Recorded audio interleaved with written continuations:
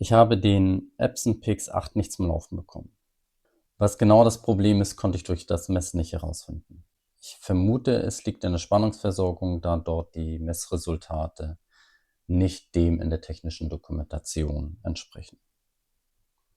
Wenn einer von euch diesen Fehler schon hatte oder noch eine Idee hat, was ich tun könnte, dann schreibt es bitte in die Kommentare.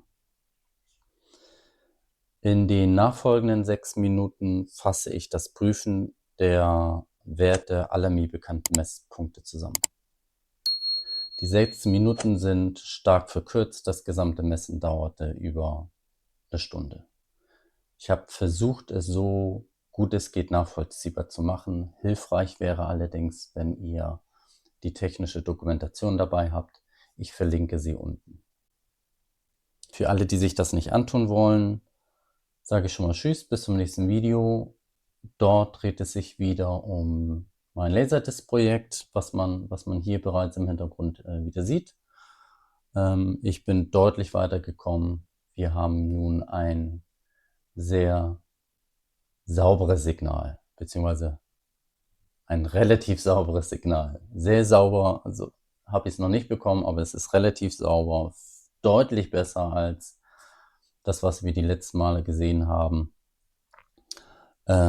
Seid gespannt, das denke ich, bringe ich nächste Woche Freitag raus.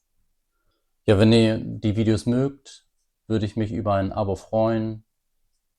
Denkt dran, der Algorithmus von YouTube, der mag diese kleinen Kanäle nicht besonders. Daher sind Abos und Thumb-Ups ziemlich wichtig. Dankeschön. Tschüss.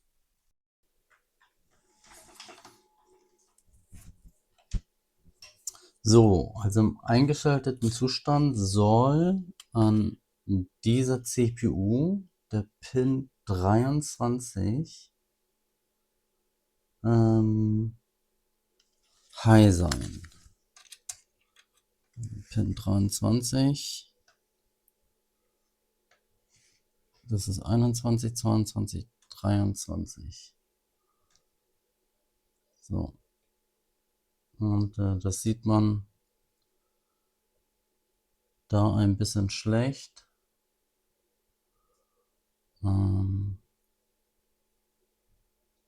Aber er ist tatsächlich high. So mache ich aus. Dann müsste der low sein. Genau, der ist low.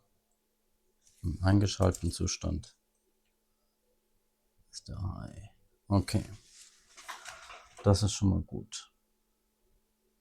So, und dann soll 3E Pin 4 3E, das ist der daneben. 3E Pin 4 soll auch auf High sein. 1, 2, 3, 4. Ja. Der ist auch High. Hervorragend. 12D Pin 11. 12D Pin 11.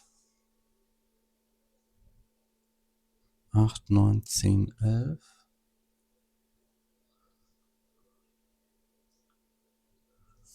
Sieht nicht so aus wie auf dem Bild. 1D Pin 5. 8, 7, 6, 5.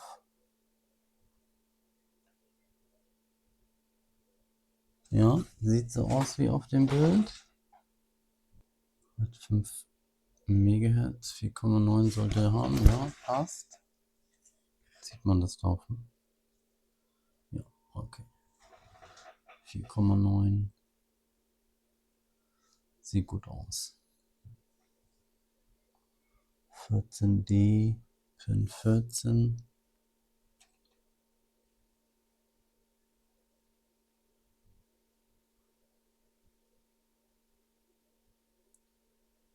16, 15, 14.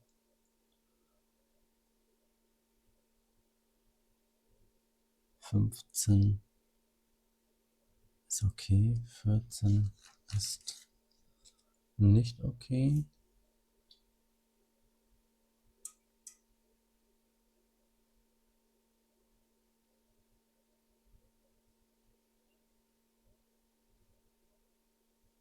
Nee.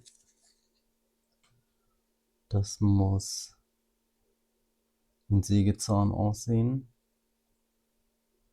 Und das tut es absolut nicht.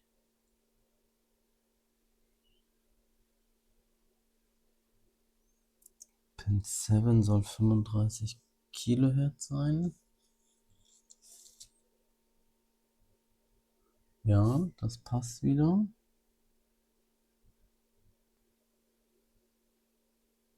H genauso wie auf dem Bild.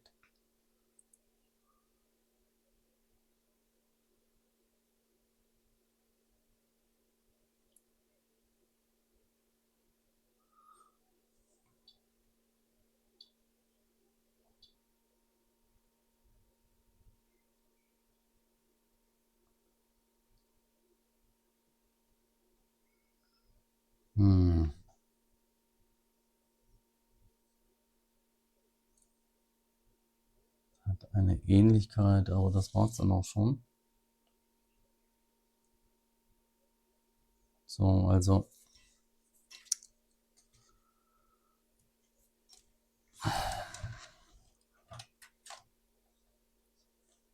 komme ich da an. Hier am Kollektor, da soll wieder ein Sägezahnsignal rauskommen, ist aber nicht. Und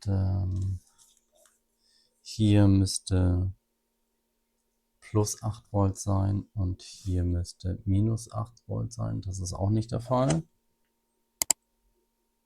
Wieso stimmt hier die Spannung nicht?